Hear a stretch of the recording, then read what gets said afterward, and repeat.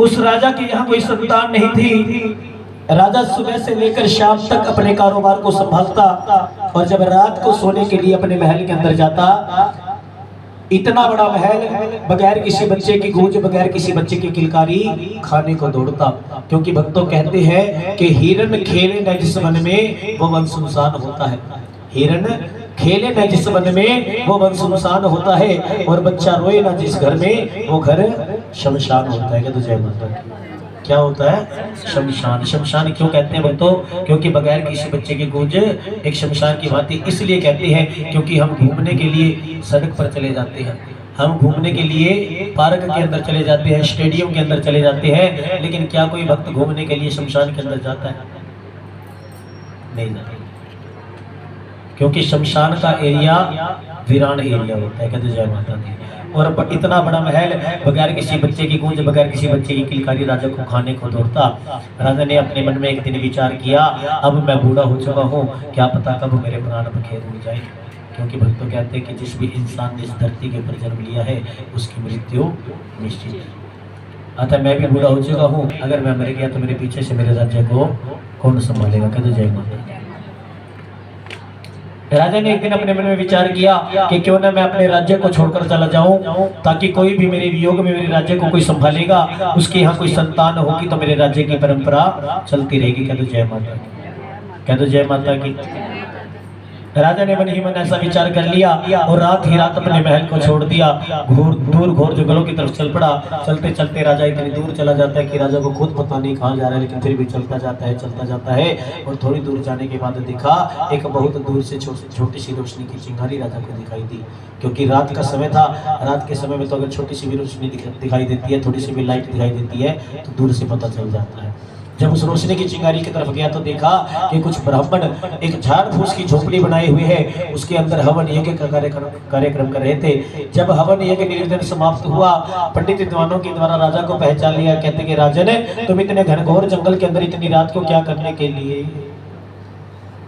कह दो जय माता। खुराक की जरूरत है मेरी। राजा रात को वो महल छोड़ दिया, हवन यज्ञ निवेदन समाप्त हुआ, पंडित विद्वानों के द्वारा राजा को पहचान लिया। कहते कि राजन, तुम इतने घनघोर जंगल के अंदर क्या करने के लिए आए हो?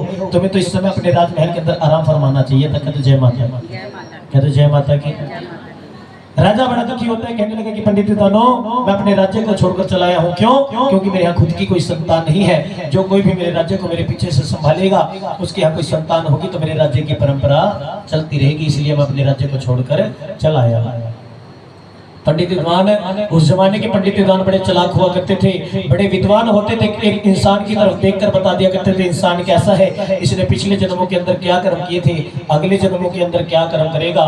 उसके मस्तक की रेखाओं की तरफ देखा। कहते कि हे राजन, कि तुम कहते हो कि तुम्हारे यहाँ खुद की कोई संतान नहीं, अरे तुम्हारे मस्तक की रेखाओं पे तो बिल्कुल साफ साफ लिखा हुआ है कि तुम्हारे घर के अंदर एक नहीं बल्कि दो संतानों का जन्म होगा। कहते जय माता। कहते जय माता की।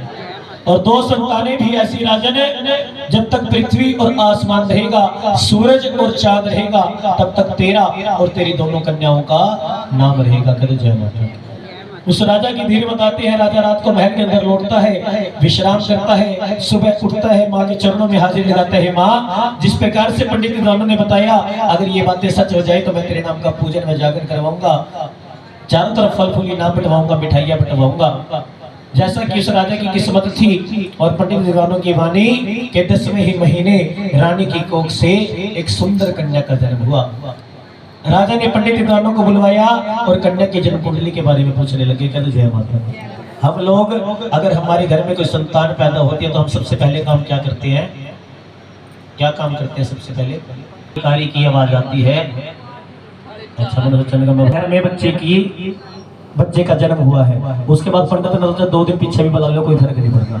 पंडित दोनों को बुलवाया, कन्या की जन्म कुंडली के बारे में पूछने लगे। जब उस कन्या को देखा, बड़े खुश हुए, कहने लगे कि राजन, यह कन्या तुम्हारे लिए बड़ी भाग्यशाली सिद्ध होगी, तुम्हारे कारोबार को, तुम्हारी धन दौलत को, तुम्हारे ऐशोराम को और भी अधिक बढ़ा देगी। अतः तुम इस कन्या का नाम तारा रख दो। करो जय माता। क्या नाम रख दिया? क्या नाम रख दिया? ये बीच बीच में सवाल पूछा, रख दिया तारा। धीरे धीरे समय बीता। दूसरे ही साल के पश्चात रानी की कोख से एक और कन्या का जन्म हुआ। फिर से उन्हीं पंडित विद्वानों को बुलवाया गया। कन्या की जन्म कुंडली के बारे में पूछा गया। अब की बार जब पंडित विद्वान उस कन्या को देखते हैं तो थोड़ी देर के लिए चुप रह जाते हैं। राजा ने पूछा कि हे पंडित विद्वानों, मेरी पहली कन्या के बारे में एकदम से तुमने सारी बातें बता दी थी, लेकिन इस कन्या को देखकर आप चुप क्यों हो? तो पंडित विद्वानों के मुख से सिर्फ एक ही बात निकलती है, राजन आप इस कन्या को मरवा दो। राजा बड़ा दुखी हुआ, कहने लगा कन्या की हत्या, अरे कन्या की हत्या तो गौ हत्या के समान होती है, मैं इस पाप का भागी नहीं बन सकता। और गौ माता की हत्या का मतलब हो गया कि एक गौ माता के अंदर कितने वास करते हैं देवी देवता? 36 करोड़। कितने वास करें? 36। कितने? सप्त ऋषि। अपनी जो ये माताएं हैं, मतलब कि भारली माता, बूढ़ी माता, बसंती माता, ये जो माताएं होती हैं, 10 दिशाएं होती हैं, वो सब देवी देवताओं का रूप होती है। वो 33 प्रकार के देवी देवता एक गौ माता के अंदर माने जाते हैं। कहते जय माता की। और एक गौ माता का हत्या का मतलब हो गया 33 कोटि देवी देवताओं की हत्या करना। और गौ को हम क्या मानते हैं? क्या मानते हैं गौ को? गौ हमारी गौ हमारी और आगे कुछ नहीं। को हम माता मानते हैं। और सबसे पहली रोटी हम किसकी, चूल्हे की पहली रोटी किसकी निकालते हैं? किसकी निकालते हैं? गौ माता की। और आखिरी रोटी कुत्ते की। अरे खावा किस तरह? कहने लगा कि गौ माता की हत्या मैं होने नहीं दूंगा, मेरी बेटी 33 कोटि देवताओं की हत्या मैं होने नहीं दूंगा, इतने बड़े पाप का भागी मैं नहीं बन सकता। क्या कोई ऐसा उपाय नहीं हो सकता कि इस कन्या को मरवाए भी न जाए और मेरी सारी प्रजा भी बच जाए? धन दौलत का मेरे को कोई लालच नहीं है, अगर जिंदा रहूंगा तो और कमा लूंगा, लेकिन मेरी प्रजा के ऊपर किसी तरह की कोई समस्या नहीं आनी चाहिए। तो पंडित विद्वान कहते हैं कि एक उपाय हो सकता है। क्या? आप एक लकड़ी का संदूक बनवा लीजिए, उसको अंदर और बाहर से इतना हीरा जवाहरात इसके अंदर जड़ित कर दीजिए, नदी में करा लीजिए, नदी के दूसरे किनारे कोई ना कोई इस कन्या को जरूर कोई बाहर निकालेगा, आपकी कन्या का लाल पोषण भी हो जाएगा और आपको पाप भी नहीं लगेगा। कह दो जय माता दी। इतना हीरा जवाहरात इसके अंदर डालिए कि अगर किसी गरीब के हाथ में ये कन्या लगे, आज से लेकर इस कन्या की शादी तक, इसके पालन पोषण में, इसकी पढ़ाई लिखाई में, इसकी शादी में किसी तरह की कोई कमी ना आए। कह दो जय माता दी। आज से लेकर इस कन्या की शादी तक, क्योंकि भक्तों कहते हैं कि एक लड़की की जिम्मेदारी शादी से पहले किसकी होती है? माँ बाप की, और शादी के बाद ससुराल पक्ष की। कह दो जय माता दी। इस उपाय को उचित बताया, संदूक बनने के आदेश दिए। दूसरी तरफ रानी के पास चला गया कन्या को लेने के लिए। जब वो कन्या को लेने के लिए गया तो रानी अपनी 6 दिन की बेटी से बातें कर रही है, लाड लगा रही है उस बेटी की। बेटी कैसे मैं तेरे को दूर भगा दूं, बड़ी मुश्किल से तेरे को पाया था, 6 दिन मेरी आंखों के सामने ही, 9 दिन मेरे गर्भ के अंदर ही, 9 महीने, अब मैं तेरे को कैसे दूर भगा दूं, कैसे मरवा दूं? अपनी बेटी से बातें कर रही है कि बेटी जब तू मेरे से दूर हो जाएगी, रोएगी, विलाप करेगी, तो कौन तेरे को चुप कराएगा, कौन तेरी धीर बंधाएगा, कौन तेरे को दूध पिलाएगा? कहते बेटी अगर कोई तीज त्योहार आएगा तो सबसे पहले मुझे तेरी याद आएगी, क्योंकि भक्त कहते हैं कि इंसान चला जाता है लेकिन उसकी यादें कभी नहीं जाती। चले जाने का मतलब ये नहीं है। करिए बेटी, जब तू दूर चली जाएगी, कोई भी तीज त्योहार आएगा तो सबसे पहले मैं तेरे को याद करूंगी, और जब तक मेरे शरीर में जान है तब तक मेरे को तेरी याद आएगी। और एक और बात भक्तों देखिए कि बेटी रोवेगा बाप जरूर, कैसे भगाऊं तने दूर, ए प्यारी मेरी बेटी कैसे भगाऊं तने दूर। रोवेगा बाप जरूर का मतलब क्या होता है कि हम लोग सोचते हैं कि एक माँ रोते हुए विलाप करते हुए उस कन्या को राजा को दे देती है। दूसरी तरफ से संदूक बनकर तैयार हुआ, उस संदूक के अंदर उस कन्या को रखा गया, नदी में तैराने लगे। तो जब नदी में तैराने लगे तो राजा के हाथों से वो संदूक छूट नहीं रहा। राजा ने 4-5 बार कोशिश की उस संदूक को धकेलने के लिए, लेकिन वो संदूक राजा के हाथों से इस प्रकार से चिपक गया जैसे कोई फेविकोल के साथ कोई चीज चिपक जाती है। राजा ने संदूक महल के अंदर रखा। पंडित विद्वानों से पूछने लगा कि पंडित विद्वानों मैं एक बात जानना चाहता हूँ, वो क्या कि ऐसा क्या कारण है कि जो मेरी पहली कन्या ने जन्म लिया, इतना भाग्यशाली भाग लिखा कर लेकर आई कि मेरा सारा कारोबार, धन दौलत, ऐशोआराम और भी अधिक बढ़ जाएगा, और दूसरी कन्या का जन्म इतना दुर्भाग्यशाली कि सब कुछ मिट्टी में मिल जाएगा। ऐसा इसने पिछले जन्मों के अंदर क्या कर्म किया था जो उसे आज ये दिन देखने को मिला। अब राजहट के सामने पंडित विद्वानों को झुकना पड़ा, कहने लगे कि ठीक है राजन, अगर तुम सुनना ही चाहते हो तो सुनो, पिछले 2 और जन्मों की दास्ता बताता हूँ कि इसने पिछले जन्मों के अंदर क्या कर्म किया था जो उसे आज ये दिन देखने को मिला। कह दो जय माता दी। एक बार जोर से कह दो। दक्ष की यहाँ 2 कन्याएं, सितारा और निस्तारा। कौन कौन? याद रखनी है, 3 बार पूछूंगा।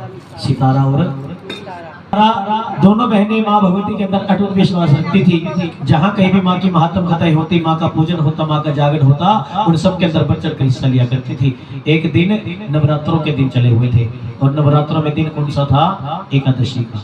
आज नवरात्रों में कौन सा दिन है? सजे होते हैं भक्तों, क्योंकि उस जमाने के अंदर जो तीज त्योहार होते थे ना, छोटे से छोटा त्योहार भी बड़ी खुशी के साथ मनाया जाता था, बड़ी झूम के मनाया जाता था। सारे बाजार सज जाते थे त्योहार मनाने के लिए। 10-10, 15-15, 20-20 दिन पहले शॉपिंग शुरू हो जाती थी। कहते जय माता दी। छोटे रह गए हैं, हर धूमधाम से सजे होते हैं, चारों तरफ फलों की, फूलों की, मिठाई की खुशबू की। जहाँ अच्छाई होती है वहाँ बुराई भी अवश्य होती है। जहाँ बाजार इतनी धूमधाम से सजे होते हैं, चारों तरफ फलों की, फूलों की, मिठाइयों की खुशबू आ रही थी, वहीं एक छोटी सी दुकान पर ताजा मछली का मांस तैयार हो रहा था। और कैसे कुकर्म उस निस्तारा के इतने फलों को छोड़कर, फूलों को छोड़कर, मिठाइयों को छोड़कर जाकर उस मांसाहार की दुकान पर और ताजा मछली के मांस का भोग कर लिया। घर वापस आई, बड़ी बहन सितारा से आंखें मिलाने के काबिल नहीं थी। सितारा ने पूछा, बहन जब तो गई थी बड़े चंचल स्वभाव के अंदर गई थी, बड़ी खुश थी, लेकिन तू आई है तो तेरा चेहरा इतना मुरझाया हुआ क्यों है? इस पर छोटी बहन सितारा कुछ भी कहने के काबिल नहीं कि उसकी आंखें जमीन पर गड़ी होती है। क्योंकि भक्तों कहते हैं कि इंसान अगर कोई गलत काम करता है तो सामने वाले से आंखें मिलाने के काबिल नहीं रहती। लेकिन आज कलयुग है, और कलयुग के अंदर कि इसकी आंखें तो जमीन पर गड़ी हुई। कहने लगी कि ये बहन, कहीं तूने कोई नीच कर्म तो नहीं कर दिया जो तुम मुझसे आज आंखें मिलाने तक के भी काबिल नहीं? इस पर छोटी बहन निस्तारा ने बताया कि मैंने भूल से मांसाहार का भोग कर लिया, सेवन कर लिया। इतनी बातों को सुनते बड़ी बहन सितारा से नहीं रह गया। कहने लगा कि तू है तो मेरी बहन, लेकिन तूने मनुष्य योनि में आकर भी इतना नीच योनि जैसा कर्म किया है। जा, तू तो छिपकली बनने योग्य है, तू किरली बनने योग्य है। अपनी छोटी बहन को ऐसा श्राप दे डालती है। छोटी बहन निस्तारा बड़ी बहन सितारा से बड़ा प्रेम करती थी। कहती है, बहन मैं जानती हूँ जिस प्रकार से एक तीर कमान के अंदर से छूट जाता है, कभी वापस नहीं होता, उसी प्रकार संत महात्मा के द्वारा की गई वाणी, बड़े बुजुर्गों के द्वारा की गई वाणी, चाहे वरदान है चाहे श्राप, वह तो लगकर ही रहती है। अतः जो तूने मेरे को श्राप दिया है वह तो मेरे को लगेगा ही, लेकिन क्या कोई ऐसा उपाय नहीं हो सकता कि मैं इस पाप से मुक्ति पा सकूं?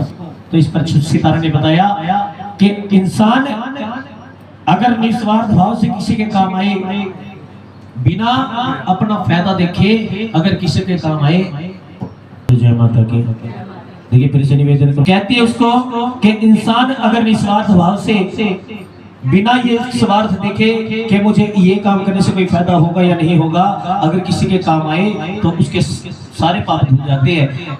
उसे निस्तारा को के अंदर किसी के काम आ सके तो हो सकता है तेरा पाप भी धुल जाए। ये था उन दोनों बहनों का सबसे पहला जन्म। किस किस के रूप में? सितारा और निस्तारा के रूप में। दूसरा जन्म जब बड़ी बहन सितारा थी वो इंद्रलोक की अप्सरा बनी, और जो छोटी बहन निस्तारा थी वो क्या बनी? और जंगल जंगल भटक कर अपनी योनि को भोगत रही थी। द्वापर युग के अंदर क्या हुआ था? यज्ञ। क्या की खुशी में हुआ था? महाभारत का युद्ध गया। जब दूत 33 कोटि देवी देवताओं सहित दुर्वासा ऋषि के पास निमंत्रण लेकर पहुंचे तो दुर्वासा ऋषि ने ये कहकर साफ इनकार कर दिया कि जिस यज्ञ के अंदर 33 कोटि देवी देवताओं का आगमन होगा उस यज्ञ के अंदर में सम्मिलित नहीं हो सकता। क्योंकि दुर्वासा ऋषि एक ऐसे ऋषि थे जिनके पास ज्ञान की कोई कमी नहीं थी, और ज्ञान के साथ साथ घमंड की, गुस्से की कोई कमी नहीं थी। गुस्से की पूरी दुकान थे, छोटी सी छोटी बात पर उनको गुस्सा आ जाया करता था। कहते जय माता दी।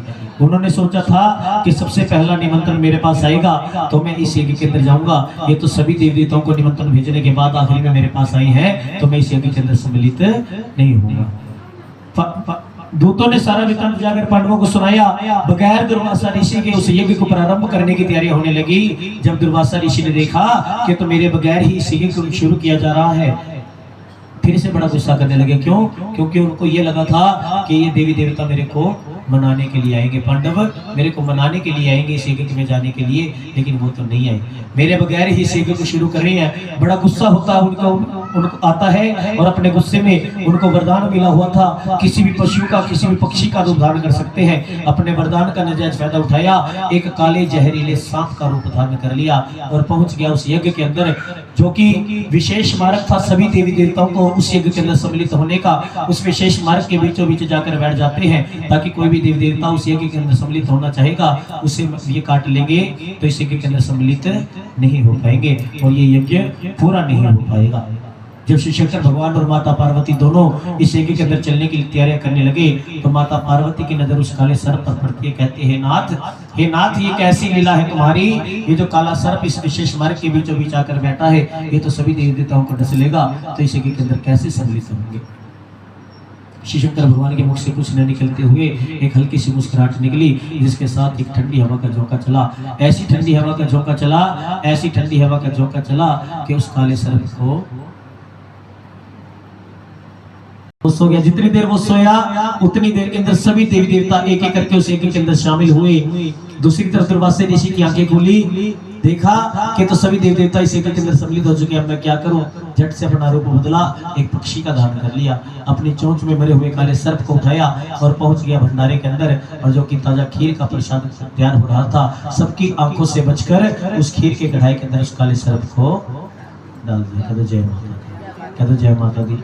अब इनाम, इंसान अगर चार दीवारी के अंदर बंद होकर भी कोई काम करता है, चाहे अच्छा चाहे बुरा, एक जीती जागती मूर्त, एक जीता जागता नाम कौन के परमपिता परमात्मा इंसान के प्रत्येक कर्मों की नजर रखता है। और यहाँ तो परमात्मा के अतिरिक्त आकाश में विचरण करे पक्षी, घनघोर बादल, ठंडी हवाएं, और सबसे महत्वपूर्ण कौन है कि एक पेड़ पर चिपकी छिपकली, जो पिछले जन्म की निस्तारा थी।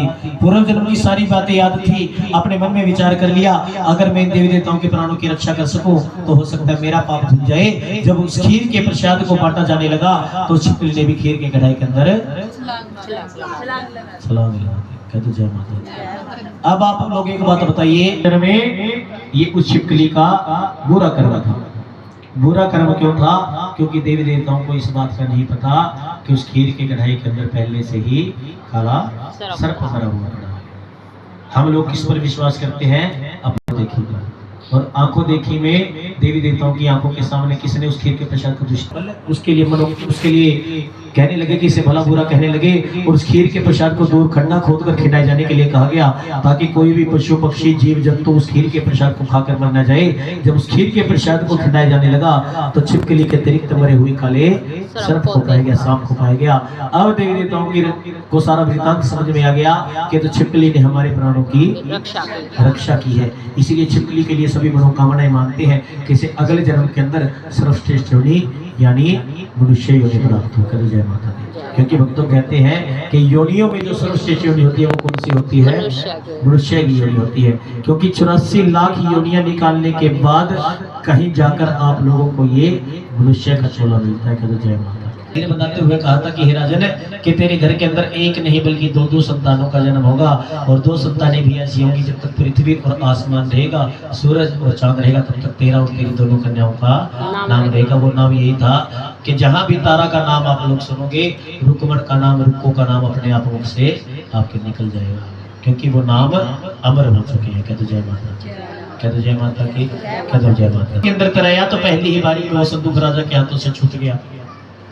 ठंडी ठंडी हवाओं के बीच में हिचकोले खाता हुआ रात को वो संदूक सुबह तक जब नदी के दूसरे किनारे पर पहुंचा, तो जब सूरज की पहली किरण उस संदूक पर पड़ी तो संदूक के ऊपर क्या जड़ी थे? हीरे जवाहरात। और जब रोशनी की चिंगारी, रोशनी की किरण उसके ऊपर पड़ेगी तो वो और भी अधिक चमकने लग जाएंगे। उस नदी के दूसरे किनारे एक ब्राह्मण स्नान कर रहा होता है। इतनी चकमक देखकर उसकी आंखें चुंधी आ जाती है, उस संदूक को पाने की कोशिश करने लगता है, लेकिन उस पंडित को तैरना नहीं आता था। कहते जय माता। तैरना नहीं आता था, उस संदूक को बाहर निकाल नहीं पाया। आसपास नजरें दौड़ाई, वहां से कोई गुजर रहा था, एक हरिजन। उस हरिजन को आवाज लगाई, संदूक बाहर निकालने के लिए कहा। हरिजन कहने लगा कि महाराज जी किसका संदूक है? तो पंडित कहने लगा कि मेरा संदूक है। हरिजन कहने लगा कि नहीं महाराज, ये आपका संदूक नहीं हो सकता। सबसे पहली बात तो इसके ऊपर इतने हीरे जवाहरात जनित हुए हैं, आपके पास इतना हीरा जवाहरात कहाँ से आ गया? और दूसरी बात, इतनी अनमोल चीज, इतनी अनमोल वस्तु आप अपने से ऐसे दूर थोड़ी ना होने दोगे। कह दो जय माता की, कह दो जय माता की, कह दो जय माता की। तो उसको समझाया कि ठीक है, संदूक को बाहर निकालना, उसे लालच दे देते हैं, आधा आधा सामान बांट लेते, कहते कि हरिजन तू इस संदूक को बाहर निकालना, जिसके बाहर का सामान है वो सारा मैं ले लूंगा, और जो इसके अंदर है, चाहे लाख है चाहे राख, वो सब कुछ तेरा। उस हरिजन ने उस संदूक को बाहर निकाला, ब्राह्मण सारा हीरा जवाहरात लेकर चला गया। हरिजन ने अपनी किस्मत को जमाया, उस संदूक को खोला तो हीरे जवाहरात के अतिरिक्त उस सुंदर रूपवान कन्या को देखकर वो शक्ल की थोड़ी, रंग की थोड़ी कुरूप थी। कुरूप क्यों थी? काली क्यों थी वो रंग की? क्योंकि उसका रंग काला पड़ा था उसके पिछले जन्म की वजह से। पिछले जन्म में कैसे? जब छिपकली ने गरम गरम खीर के कढ़ाई के अंदर छलांग लगाई। अगर हमारी भी कोई अंग अगर गर्म चीज को छू लेता तो थोड़ा सा काला पड़ जाता है। कहते जय माता दी। और वो छिपकली तो सारी की सारी उस गरम गरम खीर के अंदर कूद गई थी। और लेकिन एक बात और कहते हैं भक्तों, पानी पीने का मजा भी जब है, भूख, रोटी खाने का मजा भी जब है, जब रोटी की अपने को अच्छी तरह से भूख लगी होती है। कहते जय माता की, कहते जय माता दी। लग रही थी क्योंकि वो हरिजन भी बूढ़ा हो चुका था, लेकिन दुर्भाग्यवश उसके यहाँ भी खुद की कोई संतान नहीं थी, इसलिए वो बड़ी प्यारी लग रही थी। अपनी पत्नी के पास लेकर गया, उसकी पत्नी उस कन्या को देखकर बड़ी खुश हुई, और माँ की ऐसी कृपा हुई कि जहाँ दोनों बूढ़े हो चुके थे लेकिन उनके यहाँ खुद की कोई संतान नहीं थी, फिर भी हरिजन की पत्नी के सूखे स्तनों से भी दूध उतर आया, उस कन्या का लालन पोषण किया और उस कन्या का नाम रुक्मण रख दिया। कहते जय माता। क्या नाम रख दिया? रुक्मण। और प्यार से उसे सब रुक को कहने लगे। धीरे धीरे समय बीतता गया। जब तारा शादी के काबिल हुई तो राजा हरिश्चंद्र के साथ बड़ी धूमधाम से की गई। जब रुक को शादी के काबिल हुई तो राजा हरिश्चंद्र के ही राज्य के अंदर एक भील के साथ बड़ी धूमधाम से शादी की गई। कहते जय माता।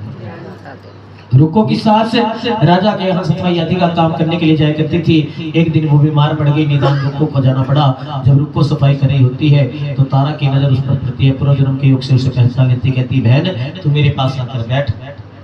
तो रानी ने, रुको ने कहा कि नहीं महारानी, मैं नीच घर की भिल्ली हूँ, मैं तुम्हारे पास आकर कैसे बैठ सकती हूँ। तो इस पर उसको समझाया कि तू पिछले जन्म में मेरी सगी बहन थी, एकादशी का व्रत खंडित करने के कारण तुम्हें नीच योनि में जाना पड़ा था। खैर जो कुछ हो चुका तो उसे भूल जा और इस जन्म को सुधारने की कोशिश कर। रुक्को ने पूछा कि मुझे क्या करना होगा, तो तारा ने बताया कि माँ भगवती सभी की मनोरथों को पूरा करने वाली है। जो माँ भगवती की सच्चे मन से ज्योत को जगाता है, माँ का पूजन करवाता है, माँ का जागरण करवाता है, माँ उसकी प्रत्येक मनोकामना पूर्ण करती है। तो जय माता। रुक्को भी माँ के दरबार के अंदर जाती है, माँ से विनती करती है, माँ से फरियाद करती है, माँ अगर मेरे यहाँ भी खुद की कोई संतान हो जाए तो मैं तेरे नाम का पूजन करवाऊंगा, जागरण करवाऊंगा। कहते जय माता। माँ ने उसकी पुकार को सुना और 10वें महीने रुक्को की कोख से एक सुंदर कन्या का जन्म हुआ। कहते जय माता। एक सुंदर बच्चे का जन्म हुआ। जीवे के देखो, जीवे तो प्रसाद के यहाँ बच्चे का जन्म हुआ, लेकिन वो माँ का पूजन में जागरण करवाना भूल गई। बुरा कर्म तो बुरा फल। ये बच्चा जब 5 साल का हुआ तो उसे एक दिन तेज बुखार आ गया। तीसरे ही दिन उसे चेचक यानी माता निकल आई। कहते जय माता। सारे नीम हकीम को दिखा लिया, सभी डॉक्टरों को दिखा लिया, सभी शाने शक्तों को दिखा लिया, लेकिन कोई इलाज नहीं हुआ। कहते जय माता। थोड़े दिनों के बाद जब तारा के घर सफाई करने के लिए गई तो तारा कहने लगे कि तो रुको, तो इतने दिनों के बाद क्यों आई है और तेरा चेहरा इतना बुझा बुझा सब क्यों है, सब कुछ ठीक ठाक तो है। तो रुको बताती है सारा वृत्तांत। तारा कहती कि जो जरा ध्यान करके देख तो उससे माता के पूजन में जागरण के अंदर कोई भूल तो नहीं हुई। इस पर रुको को 6 वर्ष पहले की बात याद आती है कि मैंने माता का पूजन में जागरण का बोला था, उसे तो मैंने करवाया ही नहीं, तो वो भूल कहाँ से होगी। और इससे बड़ी भूल क्या होगी कि मैंने वो जागरण नहीं करवाया। कहते जय माता। दोबारा माँ के दरबार के अंदर जाती है, माँ से विनती करती है, माँ से फरियाद करती है, माँ अगर मेरा बच्चा ठीक हो जाए तो मैं तेरे नाम का पूजन व जागरण अब की बार अवश्य करवाऊंगी। कहते हैं भक्तों कि माँ एक ऐसा शब्द है, चाहे बच्चा कितना ही बड़ा क्यों न हो जाए, लेकिन माँ की नजरों में हमेशा बच्चा ही रहता है। और बच्चा चाहे लाख गलतियां क्यों ना करे, एक माँ ही है जो उसकी हर गलती को माफ कर देती है। और यही कारण था कि माँ ने उसकी गलती को माफ कर दिया और बच्चा तीसरे ही दिन ठीक हो गया। कहते जय माता की, कहते जय माता की। एक बात और जरूर बताना चाहूंगा, हमारे डॉक्टर साहब ने भी पहले बताई आप लोगों को, एक बार मैं भी बता देता हूँ कि हम लोग माँ के दरबार के अंदर बड़ी बड़ी कबूल कर लेते हैं। ये भी किसी ने नारियल चढ़ाया होगा तो कबूल कर लिया होगा कि मैं माँ का जागरण करवाऊंगी, वो करवाऊंगी, वो करवाऊंगी। कहते जय माता दी, कहते जय माता दी।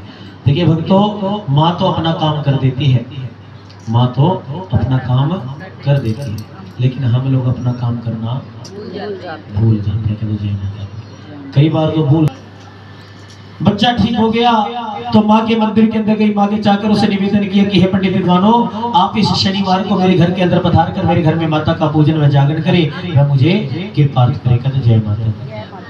पंडित विद्वान कहते हैं नहीं रुको, तू नीच घर की भिलनी है तो यही 5.25 रुपए दे जा, हम तेरे नाम का जागरण मंदिर के अंदर कर देंगे। 5.25 रुपए उस जमाने के 5.25 रुपए और आज के जमाने के 5.25 लाख होंगे, 5.25 करोड़ होंगे, कुछ नहीं कहा जा सकता। कहते कि तू यही 5.25 रुपए दे जा, हम मंदिर के अंदर तेरा जगराता कर देंगे। रुको माँ की नजरों में तो ऊंच नीच का कोई भेदभाव नहीं होता। मैंने 2 बार गलती की, दोनों ही गलती को माँ ने हंसकर टाल दिया, तो आपको यह किसने दिया कि आप ऊंच नीच के अंदर भेदभाव रखे? तो पंडित विद्वानों ने कहा कि ठीक है रुको, अगर तेरे घर जागरण के अंदर रानी तारा आए तो हम भी तेरे जागरण के अंदर आना स्वीकार कर लेंगे। कहते जय माता दी। रुको ने कहा कि ठीक है मैं आपको शाम को बता दूंगी। चली जाती है तारा के पास, सारा वृतांत के सुनाया। तारा कहती कि मैं तेरे घर जागरण के अंदर अवश्य आऊंगी। जब ये बात रुको पंडित विद्वानों को बताती कि रानी तारा उसके घर जागरण के अंदर आएगी, सैन नाई जो कि राजा हरिश्चंद्र का खास सेनानाई था, इन बातों को सुन लेता है और राजा हरिश्चंद्र को क्या सुनाता है। राजा सैन की बात पर विश्वास नहीं करते, उसे दुत्कार कर भेज देते, नहीं सैन तुझे जरूर कोई गलतफहमी हुई है, भीलों के घर तारा नहीं जा सकती। उसे तो धुतकार कर भेज दिया, लेकिन जब शनिवार की रात आई तो रानी के ऊपर नजर रखने के लिए उसने किया अपने अंगूठे में हल्का सा चीरा लगा लिया और उसके अंदर नून मिर्च भर लिया ताकि दर्द हो और दर्द के अंदर नींद ना आए। कहते जय माता दी। जब रानी तारा ने देखा कि माँ के पूजन व जागरण का समय तो निकला जा रहा है, लेकिन महाराज को अभी तक नींद ही नहीं आई, माँ से विनती करती है, माँ से फरियाद करती है, माँ कुछ ऐसा चमत्कार दिखा जिससे थोड़ी देर के लिए सिंह महाराज को नींद आ जाए, ताकि तेरे जो नाम की जो पावन ज्योत, तेरे नाम का पावन दरबार आज भीलों के घर सजा हुआ है, रुकों के घर सजा हुआ है, उसके अंदर मैं जा सकूं। माँ ने तारा की पुकार को सुना और थोड़ी देर के बाद एक ठंडी हवा का झोंका चला। ऐसी ठंडी हवा का झोंका चला, ऐसी ठंडी हवा का झोंका चला जैसी ठंडी हवा का झोंका इस कदम में थोड़ी देर पहले भी चला था। कहते जय माता। चलिए था राजा ऐसा बड़ा चालाक था, उसे पता था रानी कुछ ना कुछ ऐसा कर्म जरूर करेगी। उसने क्या किया, बाहर और अंदर से सारे दरवाजे बंद करवा दिए। कहते जय माता, कहते जय माता की। लेकिन कहते हैं भक्तों ये भाई प्रसाद ले सिनाइतें होती है जी, जिन पर भी मेरी माँ की रोनी की झोलियाँ भरती है। चलो बुलावा आया है और माता ने बुलाया है, और माता ने बुलाया है, माता ने बुलाया। अर्थात ऐसा ये बात भी बिल्कुल सच है कि जितने आप लोग भक्त बैठे हैं, बाहर से आया था एक पतला सा मोली का धागा, एक छोटा सा रोशनदान, ऐसा मोली का धागा जिसे हल्की झटकी देते टूट जाता है, ऐसा रोशनदान जिससे कोई ज्यादा बड़ी वस्तु बाहर नहीं फेंकी जा सकती।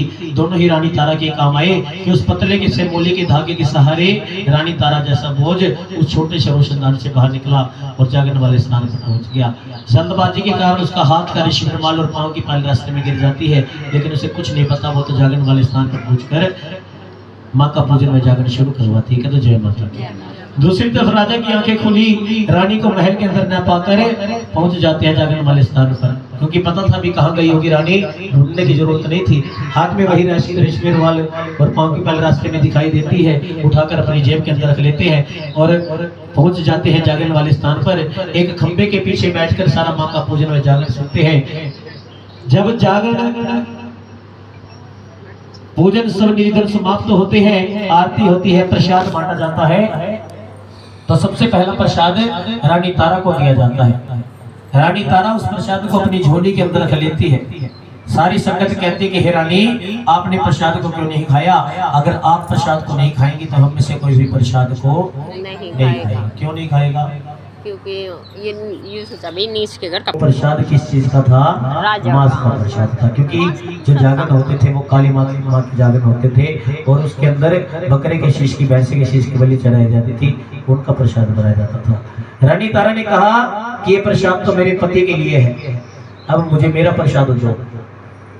तो रानी तारा को जब प्रसाद मिला तो रानी तारा ने इस प्रसाद को खा लिया। सारी संगत ने प्रसाद को खाया, अपने अपने घर को चल पड़ी। जब रानी तारा अपने घर को चलने के लिए तैयार हुई तो राजा हरिश्चंद्र उसका रास्ता रोक लेते हैं, बड़े गुस्से के अंदर होते हैं। रानी, तूने इतना नीच क्यों जैसा कर्म किया है? तू मेरा भी धर्म नष्ट कर देना चाहती है, मुझे भी अपवित्र करना चाहती है। उसकी झोली को झुटकारते हो, देखो कैसा चमत्कार देखते हैं। देखिए भक्तों, कथा रहेगी सिर्फ 5 मिनट की, कथा रहेगी सिर्फ 5 मिनट की। अगर ये कथा आप लोगों ने अब 5 मिनट भी पूरे, उसकी झोली को छुटकारा, तो जहां राजा की आंखों के सामने उसके अंदर काहे का प्रसाद था? मांस का प्रसाद था। वहीं राजा की आंखों के सामने वो काहे का प्रसाद बन गया? कच्चे चावल, गेंदे के फूल, पतासे, पंचमेवा और फल। कौन कौन सा? कच्चे चावल, गेंदे के फूल, पंचमेवा, पतासे और फल, जिसे हम सब मिलाकर कहते हैं बाटे का प्रसाद। कह दो जय माता दी। काहे का प्रसाद कहते हैं? बाटे का प्रसाद। ये तीनों प्रसाद आप लोगों को अब मिलेंगे आरती के बाद। बांट तो अभी भी देंगे, लेकिन थोड़ी व्यवस्था खराब हो जाएगी, इसलिए चमत्कार देखकर रानी को कहने लगा कि रानी, तू जरूर कोई जादू टोना सीख गई है, अब तू मेरे साथ घर तो चल, लेकिन तुझे माता की शक्ति को दर्शाना होगा। रानी महल के अंदर जाती है, बगैर किसी चकमक पत्थर, बगैर किसी माचिस की सहायता से माँ की ज्योति को जगा कर दिखाती है। राजा कहने लगा कि रानी, ऐसा चमत्कार देखकर राजा की आंखें भर आती है। कहते हैं रानी, मैं भी माँ के साक्षात रूप में दर्शन करना चाहता हूँ। रानी कहती कि माँ के साक्षात रूप में दर्शन करने के लिए बहुत बड़े बड़े त्याग करने पड़ते हैं, तुम रहने दो, तुमसे ये काम नहीं होगा। तो राजा कहने लगा कि रानी, तू जैसा कहे कि मैं वैसा करने के लिए तैयार हूँ, बेशक मुझे माँ के साक्षात रूप में दर्शन होना चाहिए। अब राजहट के सामने पंडित विद्वानों को झुकना पड़ा। कहने लगे कि ठीक है,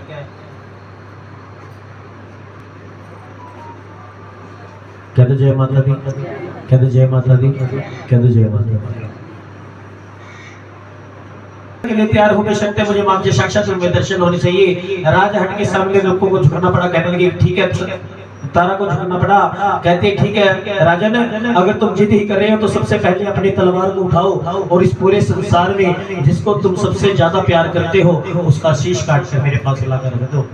राजा ने आप देखा लगता अपनी तलवार को उठाया, पहुंच गया अपने अस्तबल के अंदर और अपने हिन हिनाते हुए नीले घोड़े का शीश काट कर रानी के पास लाकर रख दिया। राजा कहने लगा, रानी कहने लगी कि राजन, क्या पूरे संसार के अंदर तुमको अपने घोड़े से अधिक प्रिय और कुछ भी नहीं था? तो राजा ने कहा कि मैं तेरा इशारा समझ रहा हूँ, तो किसकी तरफ इशारा करी है? अपने बेटे रोहताश के कमरे के अंदर गया और सोते हुए रोहताश का शीश काट कर रानी के पास लाकर रख दिया। दोनों शीशों के टुकड़े टुकड़े किए गए, कढ़ाई में तलकर तैयार किया गया। जब कढ़ाई में तलकर तैयार हुआ तो उसे 5 हिस्सों में बांटा गया।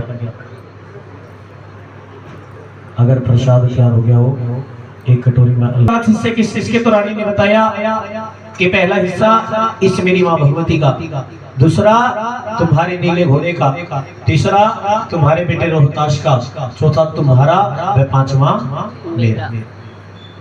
माँ का हिस्सा निकालने के बाद अपने अस्तबल के अंदर गया और जब अस्तबल के अंदर पहुंचा, हम लोग अपने हिस्से को किस प्रकार से लेके जाते हैं? प्रसाद किसी को खिलाना हो तो कैसे लेके जाते हैं?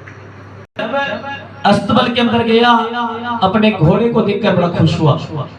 माँ की कृपा से उस घोड़े का शीश जुड़ चुका था और जब कपड़ा हटाया, मांस के स्थान पर किस चीज का प्रसाद बन गया?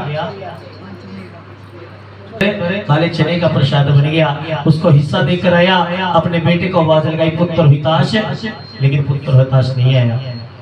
एक बार और आवाज लगाई पुत्र हिताश, लेकिन पुत्र हिताश नहीं आया। राजा की जिस प्रकार से मानो आंखें खुल गई हो, पागल हो चुका था वो, पागलपंथी में कुछ ना कुछ कर्म कर रहा था। अपने बेटे का शीश काट दिया, अपने घोड़े का शीश काट दिया, टुकड़े टुकड़े कर दिए, प्रसाद बना दिया। पागलपंथी में उसने क्या कर्म किया था? ये सब जिस प्रकार से हमारे आदरणीय गुरुजी ने, वो भी पागल हो चुका था। रानी ने कहा कि एक बार जोर से अपने बेटे को आवाज लगाइए, क्योंकि राजा बड़ा दुखी हो गया था। उसने रानी को कहा कि हे रानी, तू मां नहीं तो डायन है, डायन, क्योंकि तूने पहले अपने ही पुत्र का तूने शीश कटवा दिया, उसी के शीश के टुकड़े टुकड़े कर दिए, तो उसे ही हिस्सा गिनाने के लिए कह रही तू कैसी माँ है। लेकिन फिर भी रानी कहती है कि एक बार जोर से अपने बेटे को आवाज लगाओ। अब की बार राजा ने अपने मन को थोड़ा सा संभाला, एक बार और जोर से अपने बेटे को आवाज लगाई, पुत्र हिताश। और पुत्र हिताश रोता रोता पिता के पास आया। राजा ने पूछा कि बेटा तुम रो क्यों रहे हो? कितना सुनहरा कितना पावन जवाब। कहे पिताजी आपने मुझे क्यों बुला लिया? जिस समय आपने मेरे को पहली आवाज लगाई उस समय मैं माँ की गोद के अंदर सो रहा था, आपकी आवाज सुनकर मैं उठ गया। दूसरी जब आपने आवाज लगाई उस समय मैं माँ की पावन गोद के अंदर खेल रहा था, झूल रहा था, मस्त हो रहा था। और तीसरी आवाज के अंदर मुझे आपके पास आना पड़ा, आपने मुझे क्यों बुलाया? इतने सुनहरे इतने पावन जवाब को सुनकर राजा हरिश्चंद्र की आंखों में भी पानी आ गया। अपने बेटे को छाती से लगा लिया। जब उसके बेटे को उसका हिस्सा खिलाने लगा, कपड़ा हटाए तो देखा काहे का प्रसाद मिल गया, हलवे का प्रसाद मिल गया। क्यों? क्योंकि उसके बेटे को हलवा अत्यधिक पसंद था। और यही कारण है कि माँ भगवती के जागर के अंदर हलवा और छोले का प्रसाद बांटा जाता है। आप श्री श्याम जी के संकीर्तन के अंदर चले जाना, आप श्री बालाजी महाराज के संकीर्तन के अंदर चले जाना, वहाँ आपको हलवा और छोले का प्रसाद नहीं मिलेगा। अपनी खुशी से तो आदमी किसी भी चीज का प्रसाद बना ले, लेकिन हलवा और छोले का प्रसाद आपको सिर्फ माँ भगवती के जागर के अंदर ही मिलता है। कभी जय माता दी। अब